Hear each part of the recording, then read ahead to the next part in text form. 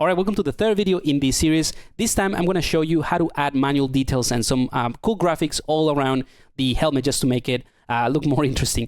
Now, this is where we left off from the previous video. So we just basically have, in the first video of the series, we had the formation or the general displacement or height map details. And in the previous video, in the second video of the series, we just went ahead and blocked out the colors. So once we have this, and you know, this, to me at least, it feels like it is blocking out an area where the pattern would be, even though it's not just color, it's a pattern. So this to me feels like a nice block out, and now I can concentrate on adding details. So that's what we're going to be doing in this video. So I'm going to show you the full mat. So I went ahead and did the same thing for the entire body as well as the base. I applied the same pattern in here. And what we're going to be doing in this video is adding all of these, you know, manual details like you see here, and all of this graphic stuff, and you know, even those hand painted kind of like, I don't know, like hatching effect, because I want mine to look very graphic-y and kind of like almost like a comic type of thing. But I'm going to show you how to do that. It's very, very simple. Anyway, so now that I've shown you that, let's go ahead and focus on the head again. And I'm going to show you the details for the helmet and the face. So in the face, I have all of these cool details, right? I'll show you bit by bit how I did all of that. And then I have for the helmet, I have manually painted details. And then I have a bunch of graphics. So that's what makes it really complex and you know, kind of like cool looking. But I'm going to show you the technique that I use for this. And it's really, really cool. So let's go ahead and start with that. So I'm going to turn this off. And for the details of the head, let's actually turn that off. And I'm just going to cover how I did it. So let's collapse this. And just to make things easier, actually, here's what I'm going to do. I'm going to right click, remove the color. And I'm going to create a new folder so that any folder that it is colored, I don't know, let's make it this color. This is whatever I'm going to be doing in this tutorial, or anything new is going to be in this color of folder. So I'm going to call this one details. And in this details folder, I'm going to add a fill layer. Now, this works exactly in the same way that we've been doing with the previous videos. So I'm going to go ahead and isolate just the color channel. And let's hide it for a second. And I think I'm going to reuse this pink color. So I'm going to click on that one, click on pink. And so I have a pink layer. And I'm going to duplicate this a couple of times to do different things. So for example, this second one could be maybe the yellow color. And for the third one, I think that could be maybe, I don't know, an orange color. Let's go to this area. Maybe something like that. I don't know. It could be anything really. So I'm going to start with this one right here. So let's go ahead and start painting with this pink layer. So let's create a black mask and add a paint. Now I don't need to be that careful with this one anyway, because I'm going to add the outlines later on. So I'll show you what that means.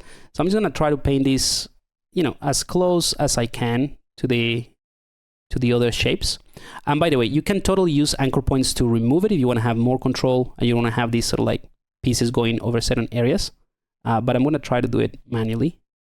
And the reason why is because I'm going to have kind of like a black ink or a black outline going over the difference between these colors. So I'm not too worried about it. All right, something like that. All right, and I think I did something here as well. Oops. I want to show you something else that hopefully, yeah, it is happening. So I'm glad that it's happening. So you see, as I paint in certain areas, especially because I'm going over the displacement, it sort of like flickers. That I don't know if you can see it in the recording, but it's sort of like flickering around, and that could be annoying. It's nothing wrong with it or with the software or anything, but it could be annoying, and that is because of the displacement basically. So you can go to the shading settings, click on disabling this for now. Right, just a second. Let's actually go into full screen mode here, and that makes it a lot easier, and it won't be flickering. So if the display starts flickering around, that is because, you know, you're painting in areas that there's a lot of displacement, and you know, it's trying to compensate. So I don't know if it is a bug or not, but it is a quick and easy fix, and you don't need to be painting while you don't have to have the displacement when you're painting anyway. Alrighty, so I think something like that. Like I said, it doesn't have to be perfect, this painting. And I'm not going to subject you to watch me paint all the details manually like so, because it takes ages. Let's go ahead and do the same thing, but with the yellow one. So black mask, paint. Let's go in here. And for this one, I think I'm going to do something similar to what I had in my custom paint. I'm trying to replicate the same idea. And I think I have some kind of like something like this, like some kind of teeth or fangs. All right, I know this looks pretty rough, but you'll get the point in a second and the reason why. I'm going to press X to switch to my black color so I can refine this a bit.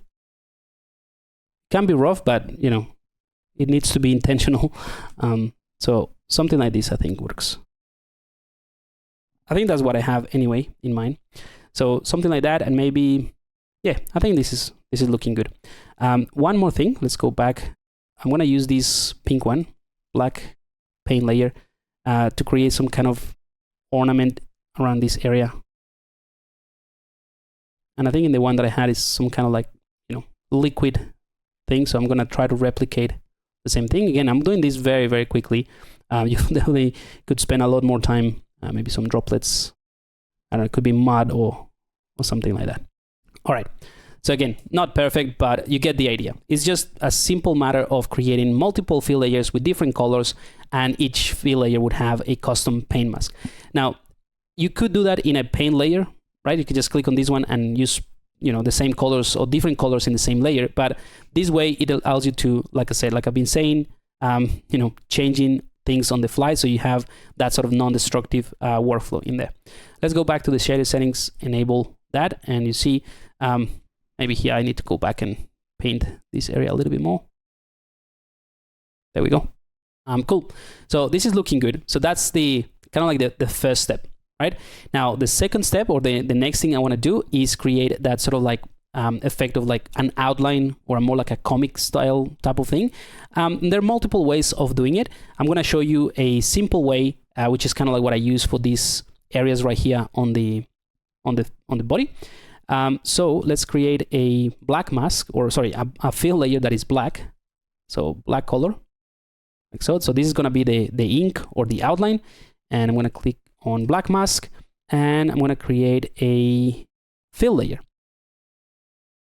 So this fill layer is going to reference an anchor point, but I don't have the anchor point yet. So let's create an anchor point for, let's say for this sort of like teeth area, this thing right here. I think it would work just fine. So in the yellow one, oh, actually that yellow one also has a part here. That doesn't matter. All right, so in the yellow one, let's call this one, yeah, well, we don't need to call it anything. It's pretty obvious that it's the yellow one, but let's click on the mask itself. We have the paint, right? And on top of the paint, we're gonna drop an anchor point. So the yellow mask, that's why I named the layer, so that you, when you create an anchor point, it's just going to grab the name of the layer and add mask to it. So we have the anchor point. So now we can click on this layer, which is the outline, or it's going to be the outline. Click on fill, and we're going to reference that anchor point that's called yellow mask. All right, so now it is referencing that mask. Great. Obviously, this is not what we want. We just want to have the mask. That's what we're doing with the reference. But then we can take this mask, and on top of this one, add any other filter, any other effect that we want to adjust this. So I'm going to bring in a filter that is called, here we go, the mask outline. So I'm going to click on mask outline, and it's going to give me this outline straight away. So let's have a look. So this is what we're getting. All right, we're getting there. I mean, it's all right, you see, but the mask is kind of like giving me a gap.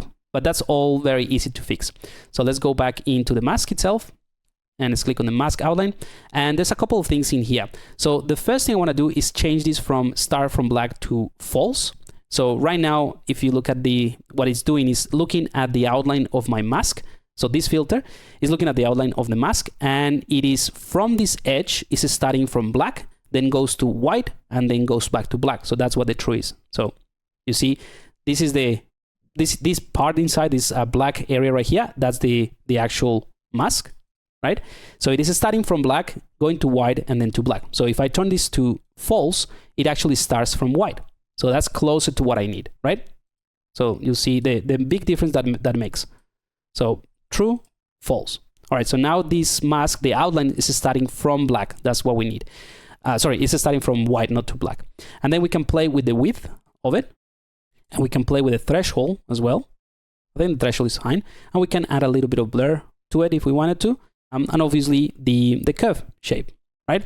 I think the width is fine. Let's push this one closer and let's play with the curve shape. All right, something like this. So we get in there, but it's still a pretty smooth and diffuse. This one looks a lot better.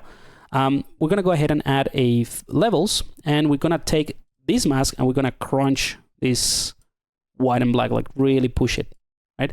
And I just saw that, you know, there's these dots in here. We can go back and change that.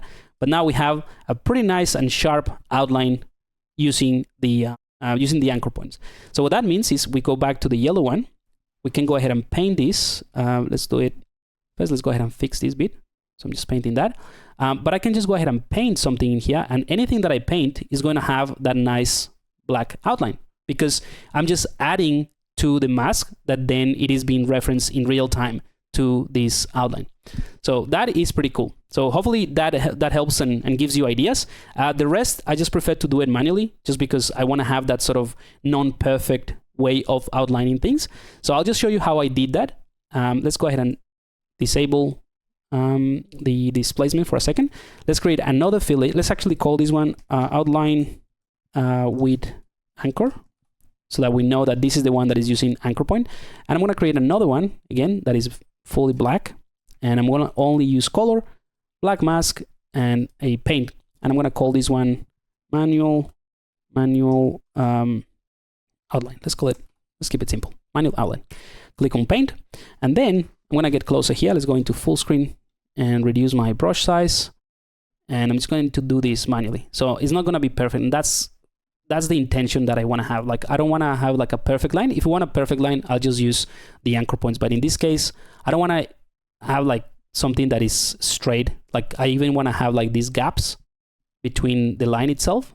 And I don't know, I just think that it could be like a cool thing. I don't know, it's my design or the aesthetic choice for this project that is going to look a little bit more like a comic type of thing, like everything is manually painted. But that's pretty much the technique. You just create a fill layer, you have the paint, and you can do this in multiple paint layers, by the way. It's a little bit rougher and faster than I would do it, but anyway, you get the idea, right? And let's say this edge right here, I just want to have, maybe let's complete this one here. I just want to have this sort of like extra lines that help me define the edges a little bit. And we can do the same thing with this one. So this is how I added those manual details. It's very, very repetitive in terms of the process itself, but it's quite fun. So I really enjoy doing this. And this is the reason why I said it doesn't really matter if you go over certain areas, or at least in my case, it doesn't really matter because I'm doing this manually. But if, again, there's always a possibility. So if you want to make sure that whatever you add in terms of the colors and your block out and your details is 100% accurate, you can use the first technique that I just showed you with the yellow, which, you know, it's just a matter of like using anchor points. And you can also use anchor points to subtract from, you know, like if you don't want to cover certain areas like the visor or the frame or something like that, you can totally use that and use the subtract technique that I also show you in previous videos. All right, something like that. You know what I mean. So this is just like a quick pass on manual details. So I'll show you the one that I had in mind. So it is the same thing. As you can see, I just spent a little bit more time. I did more carefully, but all of these details are manually added just to refine the outline. I also added like a kind of like a mustache thing. But yeah, that's the manual details.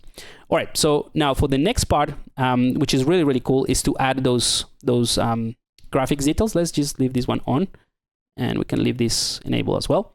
So for the graphics, we're going to use Illustrator files again because it just makes it really easy to select things. So let me bring in my Illustrator file. All right, so here we are in Illustrator, and this is pretty much what I did. I just created a bunch of text effects and outlines and things like that.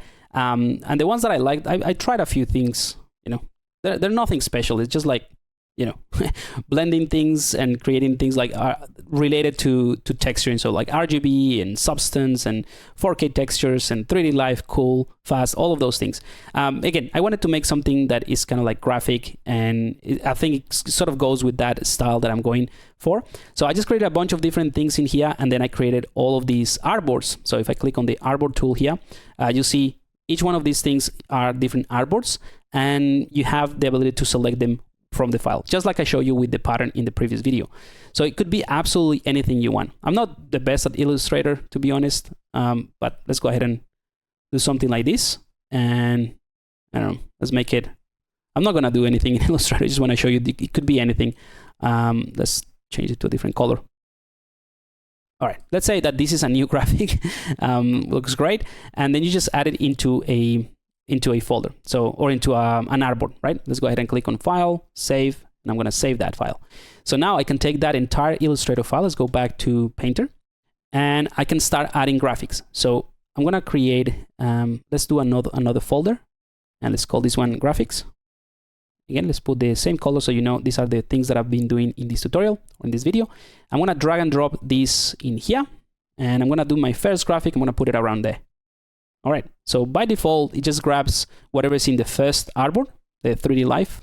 So that's my graphic, and I can drop this into my graphics folder. There we go. And I can just go ahead and place this. I'm gonna use the surface tool to just arrange this in the surface first. I think this one will be cool. And then I'm gonna use the rotate just to give it a, you know, place them a bit nicer. Maybe smaller. Okay, something like that. So now I have that. Now I can just go ahead and take the same fill layer, and I just like to, in this case, let's call it 3D Life. So just so that I know that this fill layer has this sticker or this, you know, graphics. Let's go ahead and hold Control and D to duplicate. And this time I'm gonna, again, do the same thing. I'm gonna click on the surface and I'm gonna move it around, but I'm gonna choose a different artboard. So from this one, I can go to the Properties field, and I'm going to change from 3D Life to, I'm going to go for RGB. So now it just uses that artboard system to select the RGB, which is the second one anyway. And I can just change the name, and we can just go ahead and place this in an area that kind of like makes sense. You know, it could be there. I mean, and you know, the placement of these things, it should be a bit more strategic than what I'm just doing randomly, so that it kind of like feels that it has an intentionality like the graphics, and it is not just like adding a bunch of images. So let's try to do that. I'm gonna duplicate this one more time, and let's drag it in here. Let's see what works in this area. Maybe let's try the rocket. There we go. Like the rocket is cool, but I think it should go the other way around. So we can do this from, we can do it from Illustrator, or we can just do it in here. If we do it from Illustrator, it will just be a matter of like rotating this around. I think you can just reflect like so. Okay. And that's probably the easiest. Save. And then here you'll probably have to reselect it. So I'm going to do that rocket again. Oh, no, it's not going to work. We have to drag and drop the file again. So let me delete that one, and I'll do that again. So I'll drop it in here. So from my folder, let's drop it into the graphics, and I'm going to call this one rocket, and let's select the rocket. All right, so now it is pointing in a better direction, I guess. Let's go ahead and select that, rotate it, and place it around there. Okay, I think this is better, so that there's more contrast with the blue and the pink. All right, so that's pretty much it. So as you can see, it is relatively easy to just go ahead and add this anywhere you want. And the beauty of it is that you can keep duplicating, Control D, and let's use the surface tool here. And you can keep choosing from the artboard. So you can do anything you want, any graphics that you have in your artboard. And another cool thing is that you can have a massive Illustrator file with all sorts of stickers, or, you know, it could be absolutely anything you want. It doesn't have to be this, obviously, but you can just drag and drop the file here and access it from any point. And each one of these layers, because it's individual, would be able to give you the resolution and the crop area and all of that independently. So I think that is really, really cool. I'm just going to show you what I've done already for this, and then I'll show you how I refined it a little bit. So in the helmet, I have This is the hand painted details. So this is the equivalent to what I did here with the outline, with the manually painted stuff. I also painted this, sun with the crown and other stuff. But again, this is like manually painted, nothing crazy in here. And then in the details, I just added all the textures. I'm going to go bit by bit so you can see. So all of these layers that you see here, those are all of the graphics that I added. So in exactly the same way that I just showed you, I just brought in this graphic. So it has all of them. Actually, I'm going to give you another really cool trick.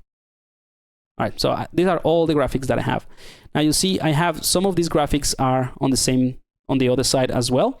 I didn't bother like changing the way that you read cool. So in this other side looks like cool is flipped, but that doesn't matter. Like I just wanted to have symmetry in the graphics. But anyway, you can duplicate one of these layers. So I'll do that with these ones. All right, sorry. So we can have something like not this one, let's try the rocket, right? So you can take the rocket, you can duplicate it, and maybe let's call this one left or L and the other one right, so you know which one is which. So now to send this rocket, this graphic to the other side and have it placed on the same, on the same position, but on the other side, we can just go ahead and select it, go to the 3D projection settings, open that one up. And what we need to do is take the offset of the x-axis, so the one that sort of like shows the left and right, and set it to minus. So let's go ahead and do that. There we go. So now it is on the other side, and we just need to fix the rotation. So let's set the y-axis to minus 128. And obviously it's not exactly the same thing, but I just want to show you how you can do, place the rocket in the right direction, even though it is on the flip side. Just let me just show you what I mean, what I have mine. So this is what I was talking about, right? So I have this one on this side, and I have this one on the other side, but it's flipped. So you can actually make it look like it's, you can read it properly. I just like the symmetry of it. Doesn't really matter to me, but I want to show you in case you want to do it. So let's collapse that. Go back to what I was doing. There we go. So for this one, what I'll do is I'm going to take the z-axis in the rotation. So I'm going to rotate this like manually, like so. But you see, it is going to be pointing in that direction, right? Because it is flipped. So what we can do is go to the scale in the x-axis, and this value, I'm going to set it to minus as well. So now it is flipped, and we just need to play around with the rotation in Z, like so. And it is, hopefully you can see, it's in the right place. Maybe the Z rotation is slightly off, but the rest is pretty much there. So now we have that sort of graphic flipped on the other side. So hopefully that helps. And just to wrap up this video, I'm going to show you what I did for the final details. Again, let me show you mine. I have a hand-painted outline, which again, I'm not going to do it because it is pretty much the same thing. So I just went ahead and added all of these hand-painted details in the same way that I show you for the face. And then I have this that is a text 3D. Now this one, doesn't really have to be there. It's just a single layer, but I wanted to have something in there to show you another technique or another thing that you can do. So let's do that one really quickly in here. Actually, let's just do it on here. I'm going to go ahead and click on this T on the libraries, and you can drag and drop any font that you want. So I'm going to take this one. Let's find, I don't know, maybe somewhere here. I'm going to turn off Symmetry as well, but I'm going to take this one and drop it in there. So just by dragging a text into it, you can select the same thing that we did with the alpha. So I'm going to make it an alpha. So now this is an alpha showing this lorem ipsum, and I'm just going to drop it in here just so that it's part of the same. And let's go ahead and click on the layer itself. We're going to remove everything but color, make it black, or it could be anything really, whatever you want. Let's make it pink, right? And let's go ahead and select that fill layer, and let's go ahead and arrange this a little bit better. So maybe here, I think the placement is fine. And in the properties of that layer, let's collapse all of this. We have the, this is basically where you put any alpha or any text. You can just go ahead and type whatever you want. So let's go ahead and call this one maybe the rookies. There we go.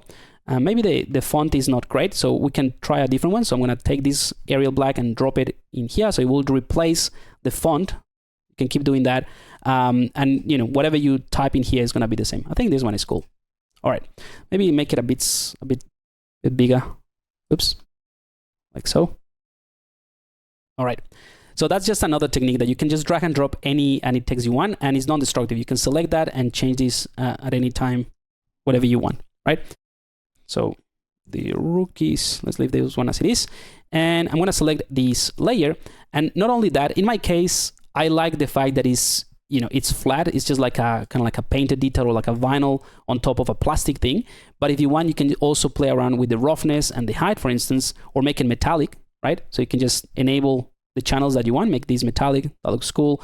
Make it a bit less rough, so it's more reflective. And if you want, you can add height to it, you know, or maybe like it's like an embedded bit. So you just push this in, right? So there's a bunch of different ways of playing around with this, and the fact that you know, it is non-destructive, it allows you to do all of these things on the fly, and like I said, keep designing as you go. So again, a bunch of techniques. Hopefully I didn't overwhelm you with all of this stuff, but I just want to show you that even though this looks very, very complex in terms of the, you know, all the colors and graphics that there is in there, it's just a matter of, you know, tackling things bit by bit. And that's the reason, that's the whole, that's my whole idea with this series, is just to show you how you can break things down into smaller chunks so that it makes it easier. So when you look at it, it's like, all right, where do I start? But giving you these tips hopefully helps you understand that, okay, you can just go ahead and start by blocking out, let's say, the details with the displacement. Then you can go ahead and add the color, and then you start adding the graphics. So I'm going to leave this video here, and in the final one of this series, I'm going to show you how to add some final details, some refinements, and improve the overall, you know, look and feel of the material itself. Because right now we have a pretty consistent and uniform roughness and that sort of thing. So that's the final adjustment that we're going to do in the final video. So I'll see you there.